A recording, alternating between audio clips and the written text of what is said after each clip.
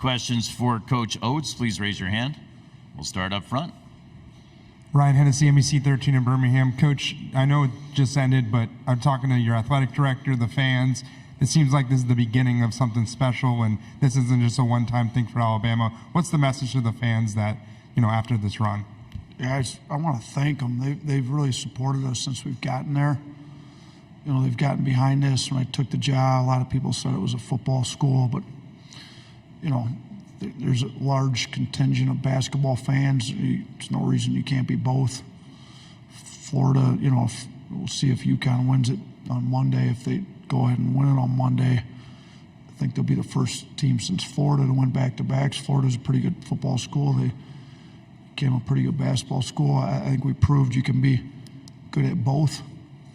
They're good at a lot of sports at Alabama, and they've been great to us since we've been here. So I'm glad that I was a small part of bringing the Alabama fan base some joy through the basketball team and making a Final Four. But while it was great, and I want to, thank them and thank our players for getting us here, we're not finished. We'd like to get back here and win this whole thing, and I think, that's what our goal is going to be. We're going to aim to get back here. We're going to aim to get back here and win the final game, and we just got to keep knocking at the door and,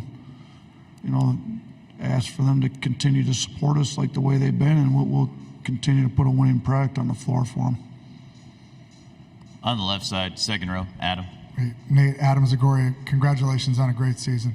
I know you're close with the Hurleys. What does it kind of say about this family that Bob Sr. could have two sons, each with back-to-back national championships, one as a player, one as a coach, if they win Monday? Just you talk a little bit about the family legacy and maybe having the two of them do it. Yeah, it's pretty crazy when you say it like that. I didn't even think about that, but yeah, obviously Bobby's arguably the best point guard to ever play college basketball and unbelievable leader, and he led his team to back-to-back national championships, and I learned a lot from him. And my 2 years being an assistant, and he's competitive, fiery, but his IQ as a point guard, the way he sees things. So, and now if Danny can go do it as a coach, they obviously learn a lot of basketball in that family. So I was able to learn just a little bit of it from Bobby when I was with him for 2 years, and I still talk to Danny and watch his teams frequently, watch Bobby's teams frequently. And yeah, we've played both UConn and Purdue, and they're both really good. They both pose problems, but it'd be incredible if the same family had back-to-back national championships a few years apart. All the way up front, left side. Nate, you mentioned this UConn team plays, or Dan mentioned that this UConn team typically plays slower, and you did as well. I'm curious, though, with the 5 starters they have, all potential NBA players, how difficult of a matchup is it to have, 5 guys who could be drafted this year in the NBA? And how did that change how you had to scheme your strategy of being high pace? Yeah, we wanted the pace higher. Shoot, they kind of won out. 64 possessions is not ideal for us. It's hard to speed them up, though. They don't turn the ball over. They're tough. They're physical. Their sets take a long time to run. And then, when you give up 12-0 boards, all of a sudden they take 20, 25 seconds off the clock, shoot, and then get a rebound and take another 15 seconds off the clock. So it's, we had to do a lot better job on a lot of things, but they impose their will on a lot of teams, and in some regards they imposed their will on us tonight, especially with the pace of play. I kept getting our guys to try to push it a little faster, and it seemed like there was always bodies in front of us. They did a great job in transition. The only breakaway transition bucket, was the one dunk they had. I don't know that this official box score is exactly right. We'll have to look at ours because we did have some fast break points. We had the 3 in transition that Marquette, Grant Nelson got that dunk. That, to me, that's a transition bucket. So we got a few transition opportunities, but not nearly like we've been used to, and not what we needed to beat a team like this. And obviously they do a great job keeping teams out of transition. If you have a question for Coach Oats, please raise your hand. One more on the right side. Coach, was there a tactic that you wanted more threes to get up during this game, or were you kind of happy with the way you guys played with that? I mean, we knew they were going to try to run us off, be physical.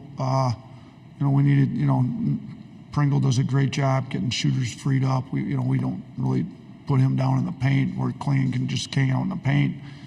Klingon still ended up with 4 blocks. He found his way to the paint too much, in my opinion. But we were trying to have Nick set more screens. Grant hit the 1-3. It would have been nicer. Maybe we could have got him a few more pick and pop threes to pull Klingon out of the lane. But no, 23 is not ideal. We'd rather be pushing more like mid-30s on threes, but they were obviously going to try to take us off the line. And, when they take it off the line, we drove it in. They did a better job forcing us to take more non-rim twos than we probably have all year, too. And we took 17 of our 58 field goal attempts came from 2-point range that weren't at the rim, and we were 5 of 17 on those, which that's not ideal. We only, almost a third of our shots ended up being non-rim twos. That's not how we typically play, but they're a great defensive team, and he's a smart coach. They know the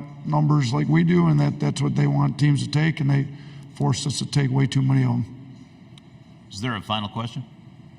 We'll finish up front on the left side. Have you talked to Grant at all? Do you have any sense of what his future holds with the 5th year of eligibility remaining, and whether his NBA draft stock that's certainly risen during the tournament is impacting that?